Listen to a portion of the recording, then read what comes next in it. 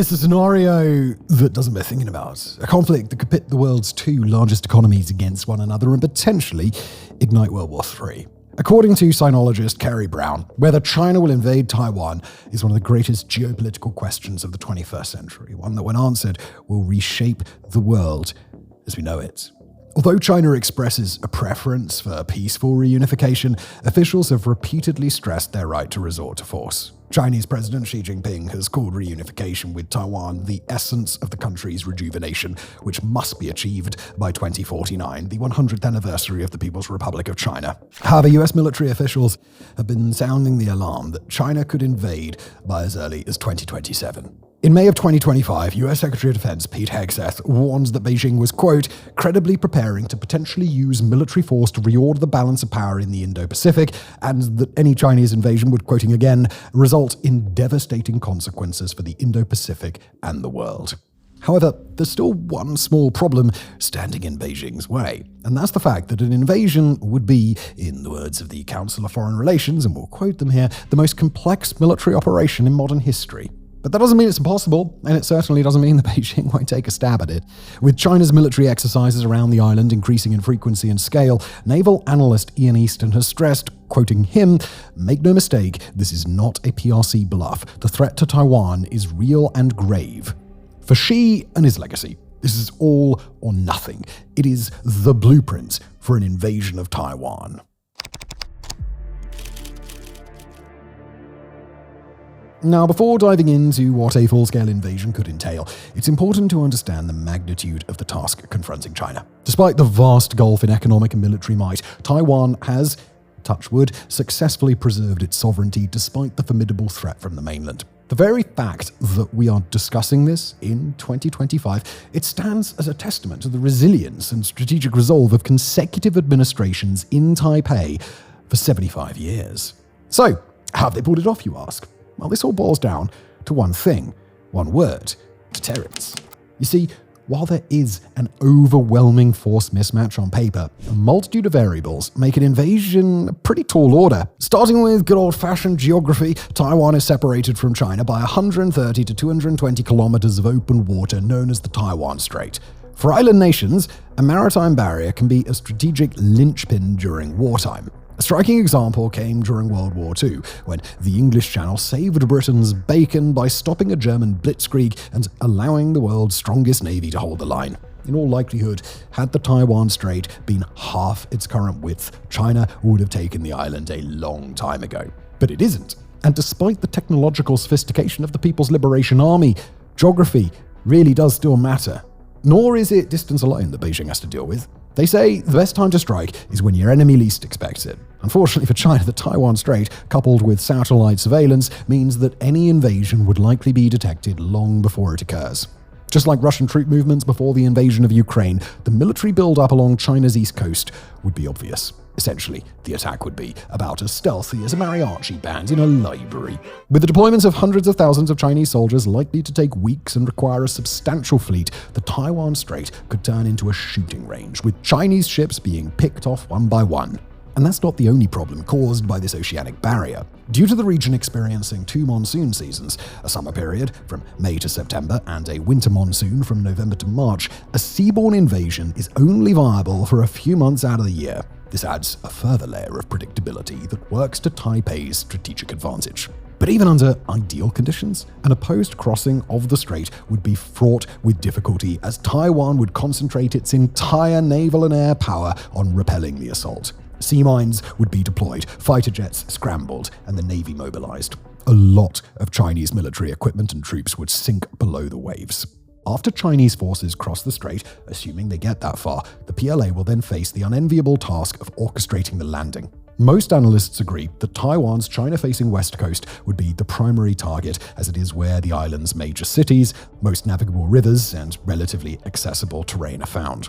The mountains and rugged cliffs that dominate the east make the opposite side a less palatable option. But don't think for a second that landing troops and military equipment on the western coast would be a walk in the park.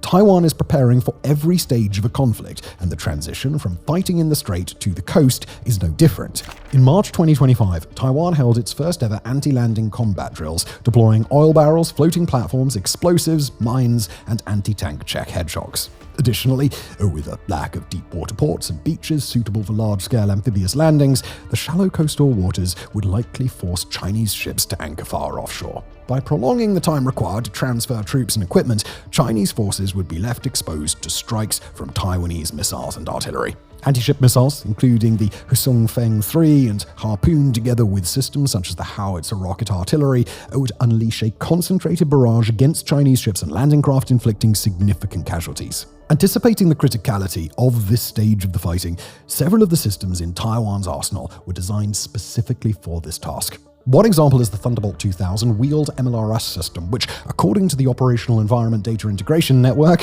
that's a mouthful of a sentence, was, quote, created with the intention of attacking enemy forces when disembarking from sea.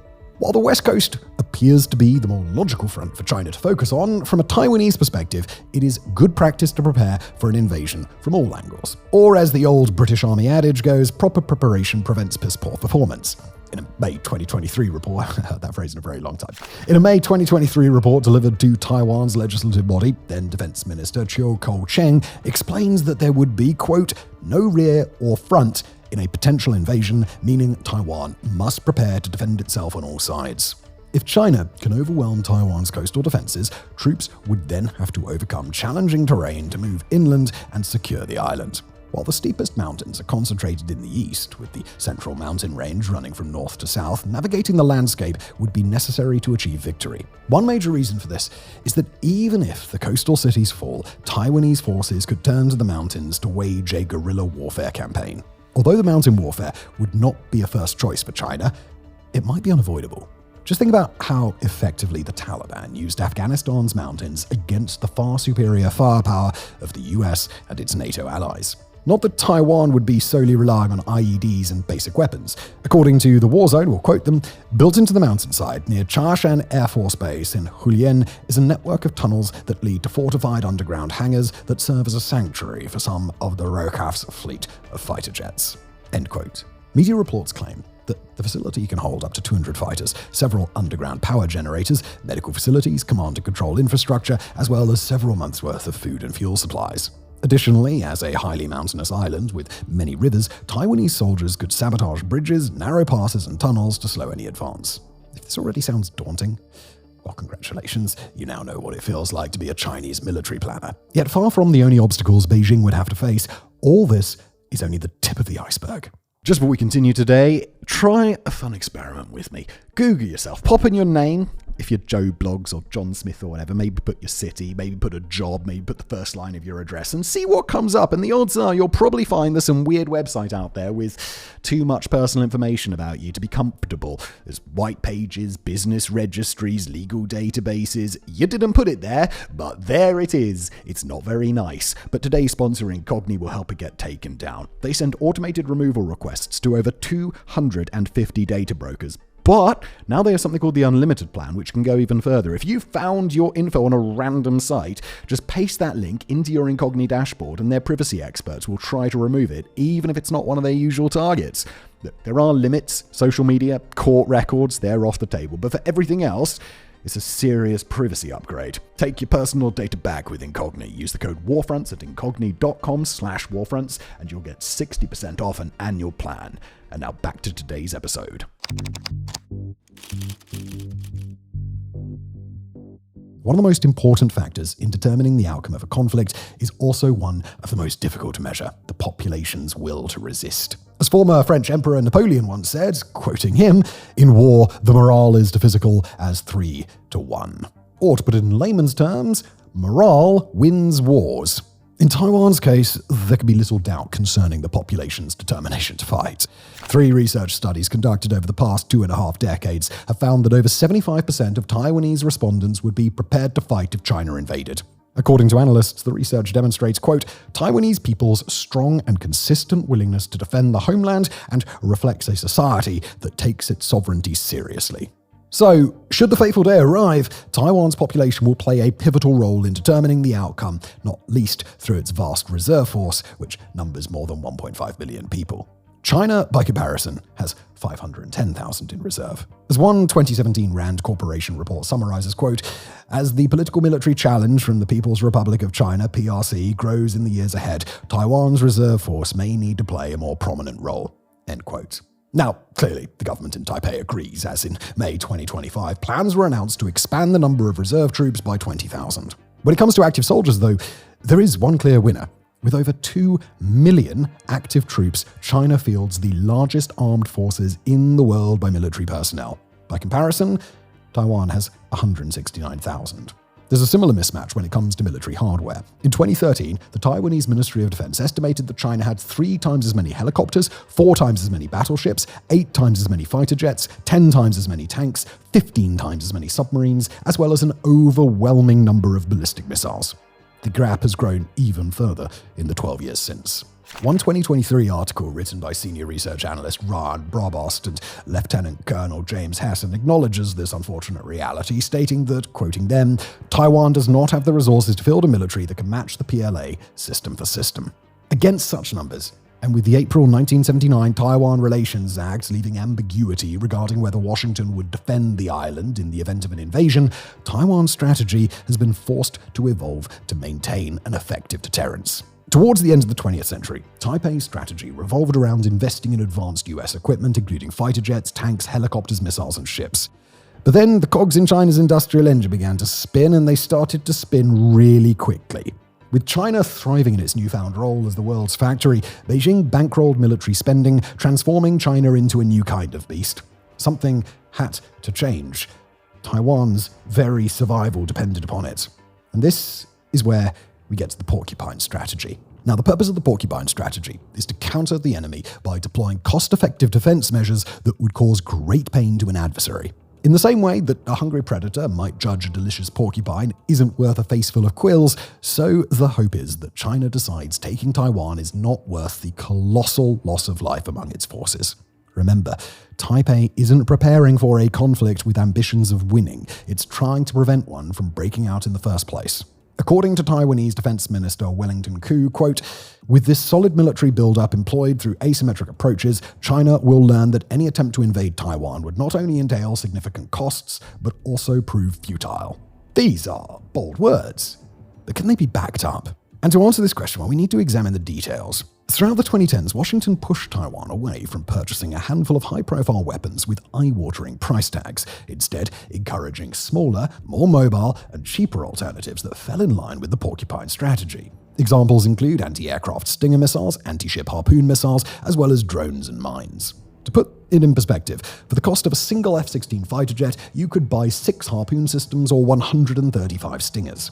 By spreading these weapons across the islands, like a porcupine's quills, Taiwan is making itself a hard target for China to swallow. When the war in Ukraine broke out in February 2022, pitting a military superpower against a far less resourced adversary, it offered the world a glimpse of modern asymmetrical warfare at its most lethal.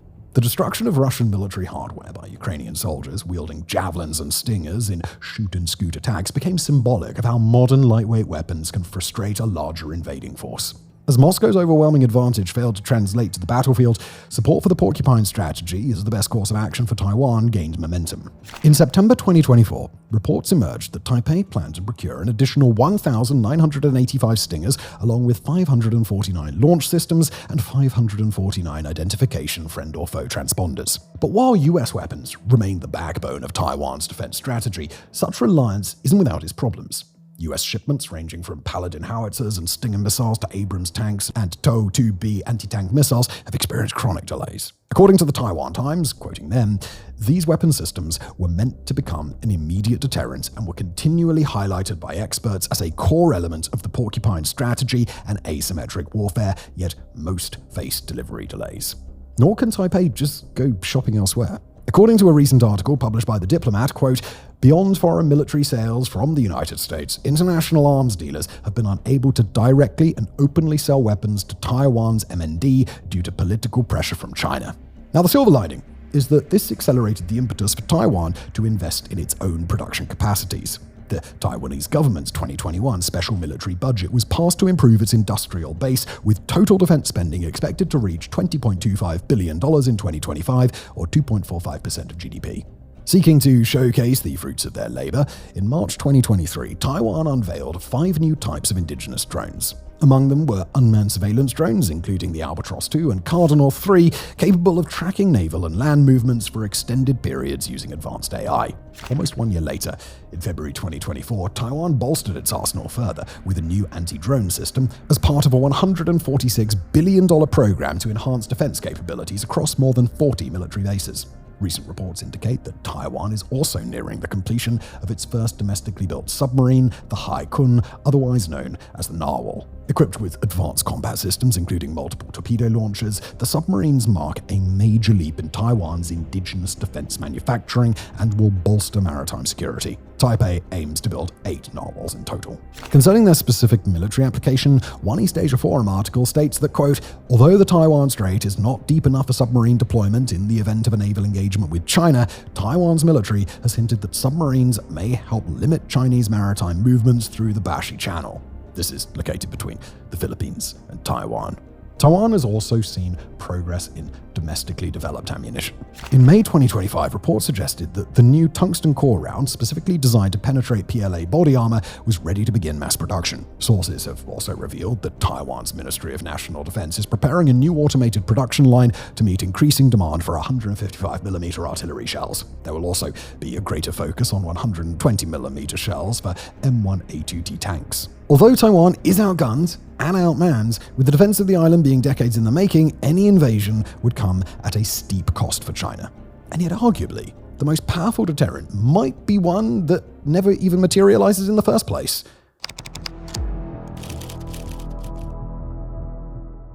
Among his many pithy remarks, Winston Churchill once famously quipped, "You can always count on the Americans to do the right thing after they've exhausted all other possibilities." If, in this context, the right thing is direct military intervention on Taiwan's behalf, the unfortunate reality is that Taiwan may not have the luxury of waiting for Uncle Sam to exhaust his options. The Wall Street Journal has highlighted that, given the David and Goliath situation, the purpose of Taiwan's strategy is essentially to, quote, be able to hold on long enough for the US to come to the rescue. But what if no one comes? While former President Biden repeatedly asserted that US troops would defend Taiwan if China attacked, there is no legal obligation to do so and certainly no guarantee that the Trump administration or any future administration would militarily intervene. Despite there being good reason to believe that the US would intervene in some capacity, the current transactional administration appears determined to keep all options on the table. Would US officials even bother to bomb, let alone send troops to fight for a lost cause if Taiwan were swept away in the early stages of an offensive? The days of Washington imposing its demands on Beijing, whether through nuclear threats or aircraft carrier deployments, as seen during the Taiwan Strait crisis, well, they're long gone. Although Washington still maintains a keen interest in the Indo-Pacific, the potential costs of intervening in a Taiwan invasion are far greater now, and China knows it. When questioned on the matter in February 2025, Trump answered, quote, "I never comment on that. I don't want to ever put myself in that position." He added, "I don't want to reveal my cards." It's well known that the US is currently going through a non/limited interventionist phase, with the Vietnam War, the Gulf Wars, and the various campaigns associated with the War on Terror living in the collective memory. Putting US military lives on the line again is a decision the current administration is just reluctant to make. The prospect is made even less appetizing when the adversary in question is a nuclear-armed great power with the world's second-largest economy. Then there's the ambiguity concerning official US policy. The 1979 Taiwan Relations Act stipulates the President and the Congress shall determine the appropriate action in response to any such danger. If the US chooses to intervene, the shape of that involvement remains uncertain. Would Washington dare to confront China directly, or would it instead opt to support Taiwan through funding and arms supplies, mirroring the approach taken with Ukraine? Whatever happens, Taiwan's handling of the initial stages is likely to shape the nature and scale of any US response. While US intervention remains unclear, what we do know is that Washington is intent on keeping as many options available as possible. One way this has been pursued in recent years is through stockpiling military equipment in warehouses across the region to ensure faster supply capabilities during a conflict or crisis. This is a smart move, but supplying Taiwan once an invasion has begun, whether that be by sea or by air, will prove challenging, especially if there's a blockade. Not that Washington is the only external actor with an interest. With an invasion of Taiwan destined to trigger far-reaching shifts in regional security dynamics, the question must be asked, what does the rest of the neighborhood have to say? The term crescent of defense refers to Japan, South Korea, and the Philippines as a collective front engaged in regional defense efforts against China. While a Taiwan invasion is likely to trigger a response from these countries, as with the US, the precise nature remains unclear. Starting with Japan, one might reasonably expect a robust response considering Tokyo's concerns surrounding Beijing.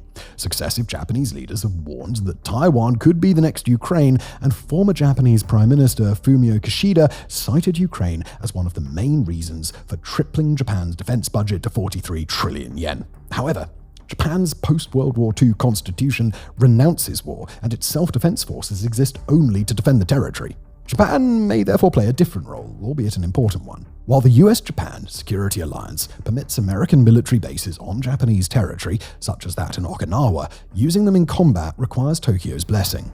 The green light would likely therefore prove crucial to any US military response. Japan could also offer logistical support, strengthen security ties with allies, impose sanctions, and pursue diplomatic avenues to make life difficult for China. Regarding South Korea, an August 2022 survey found that 64.5% of South Koreans supported providing direct or indirect support for US efforts to defend Taiwan.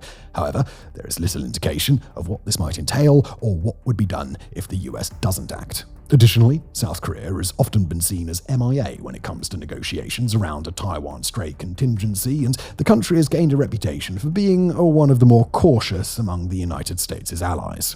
Newly elected South Korean President Lee Jae-myung is anticipated to pursue a more balanced approach to US-China relations compared with President Yoon Suk-yeol, who favored US alignment. On the campaign trail, Lee has even commented that, quote, "Why get involved in whether China and Taiwan fight? That has nothing to do with us." The Philippines has taken a slightly different stance on the matter, with the country's military chief, General Romeo Brawner, stating in April 2025 that, quote, "If something happens to Taiwan, inevitably we will be involved. We should have that mentality that we are already at war." According to a September 2024 article published by the Institute for Security and Development Policy, given the increasingly tense situation in the Taiwan Strait, the Philippines is preparing itself for any and all contingencies, whether it be reprising its role as a US support base, creating and participating proactively in an international coalition, or actively responding to the situation in its capacity. And this mindset is perhaps unsurprising given the Philippines' acute awareness of the dangers posed by Beijing from its clashes with China in the South China Sea. Looking beyond the Indo-Pacific, several European powers also maintain an interest in safeguarding Taiwan's sovereignty. Explaining the potential role that could be adopted, one January 2025 commentary from War on the Rocks outlined how, quoting them, "As European defense spending continues to pick up, Europeans could indeed help supply munitions, drones, and other relevant systems to Taiwan, the United States, or Japan, and thus indirectly assist a broader allied effort in defense of Taiwan." However, the article also acknowledges that going to war with Beijing would likely be a bridge too far for some, especially with the war in Ukraine dragging on. The significant distance between Europe and Taiwan would also make direct military engagement logistically challenging and probably less impactful. Contextual considerations, such as the nature of US involvement, how the conflict unfolds, and economic considerations will inevitably influence Europe's response. Australia could also play a supportive role. Canberra's long-standing concerns about China's intentions and impact on regional security are well documented. This support could take the form of intelligence sharing, logistical assistance, and potentially naval and air force deployments in coordination with US operations, as well as economic and humanitarian aid to Taiwan. Despite its strategic rivalry with China, India's long-standing policy of non-alignment suggests New Delhi may take a cautious, less direct approach. Yet, with a Taiwan invasion poised to threaten Indian national security by reshaping regional power dynamics as well as its economic interests, given India's reliance on regional trade, there are grounds to anticipate some form of response. This could involve diplomatic pressure and potentially using New Delhi's growing economic influence to punish China through sanctions and trade restrictions. While analysts work hard to gauge the various responses from the international community, the reality is that much remains uncertain. With these unknowns and China left to try and connect the dots, the situation makes for a very high-stakes game of chicken Many analysts believe Russian President Vladimir Putin misjudged the extent of Western support for Ukraine. Xi Jinping will be keen to avoid making the same mistake. It's also important to remember that foreign intervention works both ways. The triangle of troublemakers, more commonly referred to as the axis of autocracy, refers to the rising cooperation between China, Russia, and North Korea. With cooperation ranging from anti-satellite systems to advanced submarine capabilities, US Navy Admiral Samuel Paparo described the threat posed as being from, quote, the seabed to the heavens. North Korea could certainly throw a wrench in the works. According to an April 2023 edition of the Korean Journal of International Studies, there is growing concern among experts that China could force the US to fight on two fronts by inducing North Korea to launch localized provocations at the same time as they invade Taiwan. Although further away from the conflict zone, Moscow would also likely play a role. One June 2024 article published by the National Interest magazine maintained that, quote, drawing on insights from Russia's war in Ukraine and US intelligence assessments, if China invades Taiwan, Russia is likely to provide military, economic, and political support to Beijing. With China supporting Russia's war effort in Ukraine, though, supplying dual-use materials, military equipment, and economic assistance, Moscow is likely to return the favor as long as, and this is a big caveat, doing so doesn't impact their ongoing campaign in Ukraine. Although China possesses a stockpile of increasingly sophisticated nuclear weapons, Beijing is expected to rely on conventional military force in any operation against Taiwan. Nuclear Armageddon, it's in nobody's interests. While it's rare for geopolitical analysts to reach a consensus on anything, when it comes to a Taiwan invasion, it is widely anticipated that the operation would be amphibious and of a scale and complexity surpassing even that of D-Day. As one June 2024 article published by the Council on Foreign Relations states, China would, quote, have to conduct an extraordinarily complex military operation synchronizing air, land, and sea power, as well as electronic and cyber warfare. Unfortunately for Beijing, history has proven that a major opposed amphibious landing operation is amongst the most difficult, having last been accomplished during the United States' attack on Incheon in South Korea in 1950. While defense analysts squabble over the details, it is worth acknowledging that an invasion could be launched in any number of ways and that the strategy will continue to evolve. Furthermore, whatever plan Chinese leaders have could look very different when tested in real-world conditions. As the old military adage goes, no plan survives contact with the enemy. Nevertheless, Beijing can adopt certain strategies to improve its chances of success. The first consideration should be timing. In addition to obvious considerations such as avoiding the monsoon seasons, it would be pertinent for Beijing to also account for the broader geopolitical landscape in deciding when to pull the trigger. China could time the invasion to be as disadvantageous as possible for its adversaries. For example, by attacking when US foreign policy is already stretched thin, intervention will be a less attractive prospect for Washington. As the US is preoccupied with wars in Ukraine and the Middle East, many have voiced their fears that the current period is a window of opportunity for Beijing. Given their potential roles, China's also likely to factor in the dynamics within the crescent of defense countries as part of its strategic calculations. Although we've explained why taking Taiwan and its allies by surprise is virtually impossible, misleading them appears more realistic. One way this could be achieved is by disguising the invasion as just another training operation. In October 2024, after Taiwanese President Lai Ching-te delivered a National Day address in which he vowed to resist annexation by Beijing, China deployed planes and ships to encircle Taiwan. The PLA held a total of 9 drills around the island, 2 on the east coast, 3 on the west coast, 1 to the north, and 3 around the Taiwanese islands close to the Chinese coast. Recognizing this threat, US Navy Admiral Paparo warns that, quote, we were very close to that point where on a daily basis, the fig leaf of an exercise could very well hide operational warning. With China's military exercises around Taiwan growing in scale and frequency, Paparo reasserted this warning while speaking at the February 2025 Honolulu Defense Forum, stating that, quote, their aggressive maneuvers around Taiwan right now are not exercises as they call them. They are rehearsals. They are rehearsals for the forced unification of Taiwan. The greater the scale and frequency of China's training operations, the easier it will be for China to surround Taiwan under the guise of it being a drill. However, given the colossal operational scale of a war with Taiwan, China may struggle to stage enough rehearsals of a comparable scale to conceal the real thing. With China's drills often involving the encirclement of the island, most analysts agree that a Chinese blockade is likely to play a role. According to the New York Times, recent naval and air force exercises by the Chinese military showed that China would probably blockade the island as a prelude to any attempted invasion, and Taiwan would have to hold out on its own until the United States or other nations intervened. Analysts from the Center for Strategic International Studies have taken a slightly different stance, contending that a so-called grey zone quarantine of the island is more likely in the near term than a blockade as part of an invasion.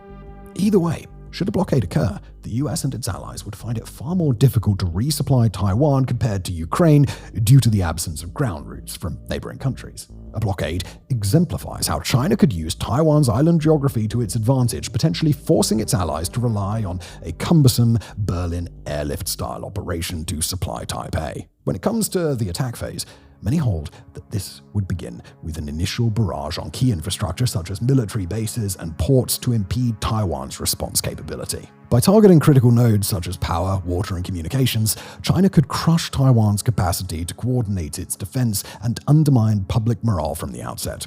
Energy infrastructure appears to be a particular focus for China, with a recent PLA simulation, codenamed Straight Thunder 2025A, involving precision strikes on a Taiwanese LNG facility. China may also consider cutting undersea cables to disrupt communications and sow panic among the public. On the 12th of June 2025, a Taiwanese court handed a 3-year prison sentence to a Chinese captain for cutting an undersea cable connecting Taiwan and the Penghu Islands. Although the authorities found the captain to be negligent due to a lack of evidence to prove intentional sabotage, many suspect Beijing of being responsible. The incident came just 1 month after the Trans-Pacific Express cable, which connects Taiwan to the US, Japan, South Korea, and China, was also damaged. On that occasion, Taiwanese authorities alleged that a Cameroon-registered Hong Kong-owned freighter named the Chongqing 39 was responsible. After landing the first blow, China would have to push forward quickly and decisively. Many analysts have offered their takes on what the best strategy would be. In a 2001 issue of the Naval War College Review, authors Piers Wood and Charles Ferguson contends that a phased invasion strategy, quote, has a better prospect of success than an all-out attack against the main island of Taiwan. While much has changed in the decades since this review was published, as the saying goes, the more things change, the more they stay the same. The core objective of taking Taiwan and its other islands is still relevant, so this approach remains relevant. Described as a stepping stone strategy, the authors outline 3 phases. First, capture the Kinmen Islands. Second, the seizure of Penghu Islands. And third, an assault on Taiwan's west coast. This would force Taipei to face the dilemma of whether to, quote, absorb casualties fighting for key terrain currently under attack or to conserve resources for a final stand on the main island. Moreover, given that China has not engaged directly in a conflict since the 1979 Sino-Vietnamese War, the initial 2 phases could be used as a warm-up for a final assault on the main island. Admittedly, with the Kinmen Islands sitting just 2.9 kilometers from mainland China, an assault would be more like a river crossing than an amphibious invasion. However, crossing even a small body of water is by no means straightforward. China will recall its failed October 1949 operation on the islands, in which it lost 9,000 troops, as a cautionary tale against overconfidence. It also remains possible that China could take the Kinmen Islands years in advance of conducting further operations, similar to how Russia invaded Crimea before attacking the rest of Ukraine years later. Located 48 kilometers from Taiwan, taking the Penghu Islands would likely prove more difficult. Considering the Taiwanese forces present on the rocky islets and the threat they would pose to the flank of a Chinese invasion force heading for the mainland, neutralizing these islands would be essential. While any amphibious assault on the Penghu Islands would be far smaller in scale than an invasion of Taiwan's main island, it would likely yield more valuable insights than a campaign against the Kinmen Islands.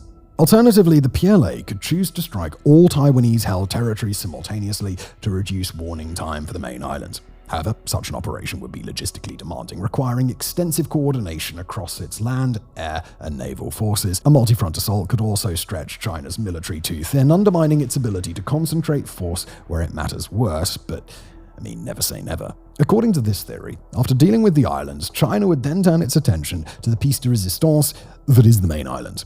As mentioned, while the landing phase would prove extremely challenging, Taiwan's west coast appears to be the least worst option available for China. Regarding specific targets, it would be logical for the PLA to focus on ports, air bases, command centers, and urban areas such as Taipei. Demonstrating the criticality of this stage of the operation, and ports in particular, Ian Easton's recent book, published by the China Maritime Studies Institute, highlighted that, quote, the success or failure of an invasion of Taiwan likely would hinge on whether Chinese amphibious landing forces are able to seize, hold, and exploit the island's large port facilities. This is because doing so would impact Taiwan's naval response, disrupt reinforcements and resupply from reaching the island, and greatly ease the deployment of Chinese troops, military hardware, and supplies.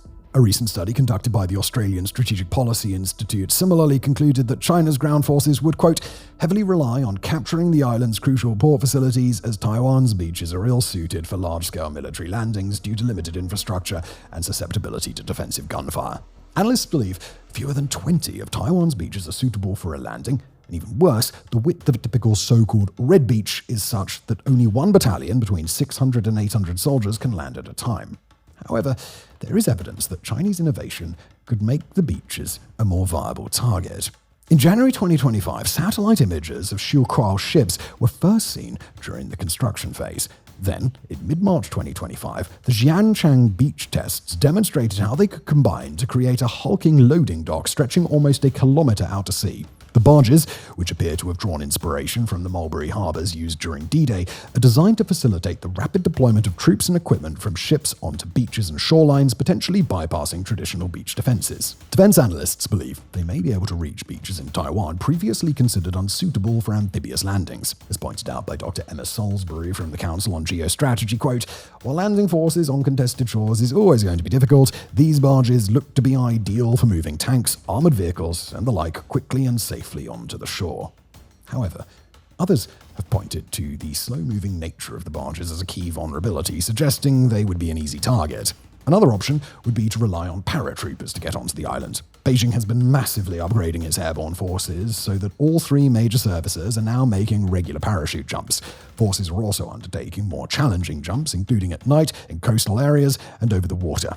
According to Business Insider, Chinese sources confirmed that the PLA could have about 450 transport aircraft poised to deliver these troops during a Taiwan invasion. Given the concerns surrounding the beaches and the difficulties in moving forces across the island, some defense analysts believe China would focus on Taipei. As the political center and home to over a quarter of the island's population, taking Taipei would cut the head off the snake. However, with Taipei sitting in a bowl and ringed by mountains, access is limited to several choke points, including roads and tunnels, which could be destroyed along with the city's major port to slow the Chinese advance. Upon entering Taipei, Chinese forces would be greeted with fierce resistance and grinding street-to-street urban combat. The number of casualties, both military and civilian, would be catastrophic. And if you think that's bad, if the US were to get directly involved, the magnitude would likely be even greater. That means China is likely preparing for such a worst-case scenario, which in turn raises the risk that a war over Taiwan quickly goes from regional catastrophe to World War III. Beijing has a range of military tools at its disposal to frustrate the US military's ability to mobilize, deploy, and sustain forces. Writing for War on the Rock, senior research fellow Joel Wilruth outlined how, quoting him, Beijing has invested in a large inventory of precision weapons to threaten key US targets, such as anti-ship ballistic missiles and air-launched long-range missiles. China might also use non-kinetic strikes, including cyber attacks or electronic warfare, to attack critical US information systems and debilitate US satellites. Should the invasion drag on, it will become increasingly important for China to pull other levers to support the war effort. One example of this would be delving into the psychological dimension of warfare, both domestically and in Taiwan. As China grapples with numerous domestic challenges ranging from an aging population and shrinking workforce to youth unemployment, a struggling property market, and a slowing economy, the public's appetite for a prolonged conflict remains uncertain. Should the economic costs of war hit home, such as through sanctions and blockades, discontent could spread quickly. If Beijing isn't careful, any propaganda-induced war fever could give way to disillusionment as the realities set in, potentially triggering civil unrest at home and prompting brutal government crackdowns that further fuel instability and escalation. The government crackdowns and increased censorship seen in Russia serve as an example of how one-party states act during periods of heightened risk. Although, last time I checked, Putin was still standing, for China, mass internal upheaval will remain a top concern due to the direct threat that demands for freedom and political reforms pose to the regime. But if you push the CCP far enough, they will turn to the military, and when that happens, things get ugly, just like they did in 1989 in Tiananmen Square. Unsurprisingly, China hasn't waited for a war scenario to get its propaganda machine up and running. The CCP funds thousands of propagandists known as the Wu Mao to repeat regime propaganda and swarm those critical of it. You'll probably find a few skulking around in the comment section of this video. Hello there. For Beijing, controlling the narrative is important, and it's likely that propaganda efforts would increase leading up to and during the conflict. While China has long claimed Taiwan as part of its territory, the CCP would need to justify such a high-risk invasion to its population, which has grown accustomed to a relatively peaceful status quo.